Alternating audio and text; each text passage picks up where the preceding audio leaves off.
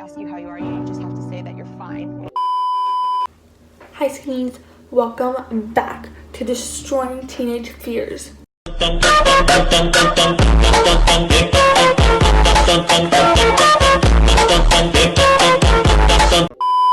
This is episode 2 of our series, of our trilogy. I'm going to be reviewing The Scarlet Letter by Nathaniel Hawthorne.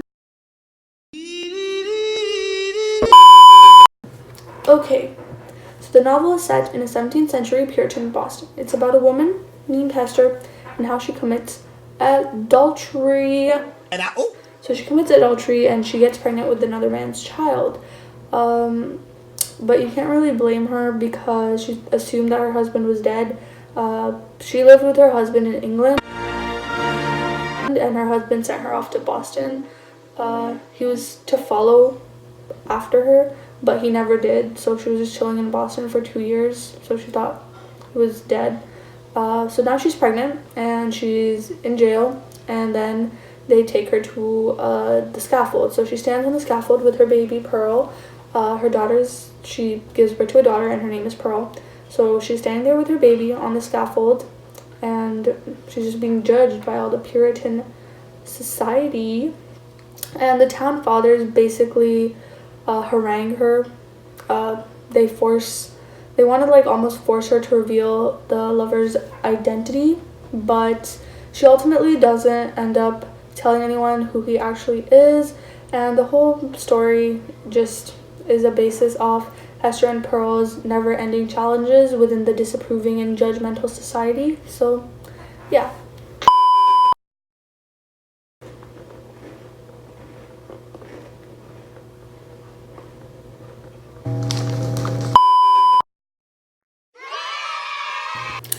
Okay, so I have a few fun facts that I want to share with you guys about Hawthorne, starting with his last name.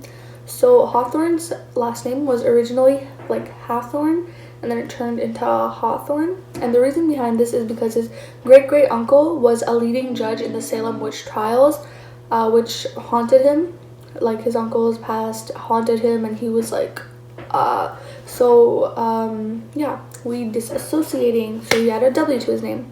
Next, I want to talk about the inspiration of the Scarlet Letter.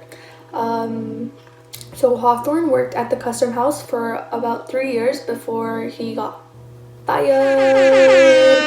So before he was put out of the job from the custom house. During his time, he was in the large hall in the upstairs of the custom house, and he was just rummaging through files, and he found a box with a fabric letter with a fabric and then a letter A on the fabric, and he found some documents and pages describing the story of that piece of fabric, and that's where he got the inspiration from. Now, when he lost his job after 3 years, he needed a source of income. He needed a way to make it rain, so he went back to writing.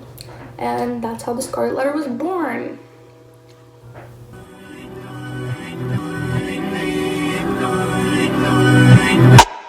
That's gonna get you, kid.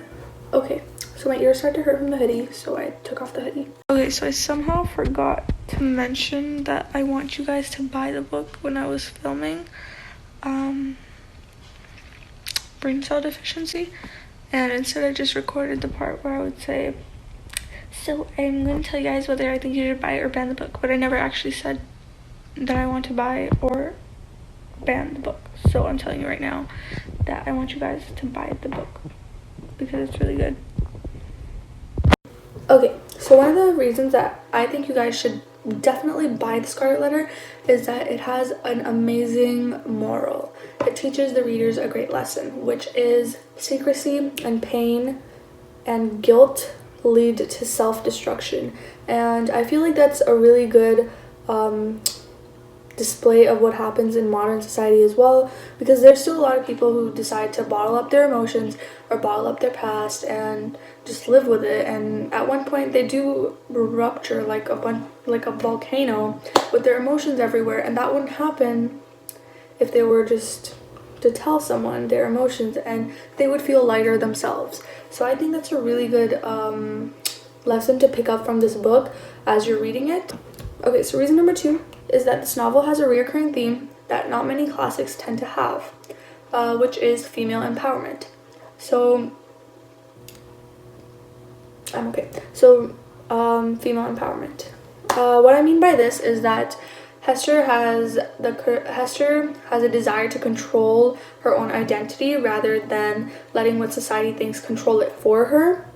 And she doesn't hide from who she was. Like, she doesn't deny the fact that she committed adultery. She's not embarrassed by it. She embroiders her letter and she embraces it, because running away from the letter would be like running away from her own identity, and that shows the readers that she's a strong character and she's a strong female. And I thought that was a really admirable theme within the novel.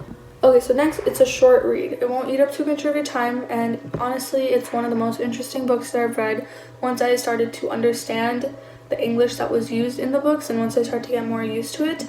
It was one of the most having me on edge books ever, because I was constantly just trying to get to know what was going on and what was going to happen next. And the ending was actually pretty unexpected, and I was pretty upset with it. Like, I did not want that, but that's for you guys to judge.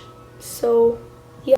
Next, I feel like it's also like a little history lesson almost packed in a story. That's mainly because it really reflects on society's standards and society's thoughts in the 1600s. And I feel like that's really important to know, just so that you're able to compare it to modern society and see how time has changed and see how history has changed, you know? So yeah, that's another reason why I think you guys should read the book. Okay, so that's all I have for you guys today. Hope you guys enjoyed. Hope it wasn't boring. And I hope you guys buy this book, because it is seriously one of the best books I've read. I know I say that every time I read any book, but I mean it every single time. So please go read it. Please go buy it. And have fun. Happy reading! I'm out of here. Yes!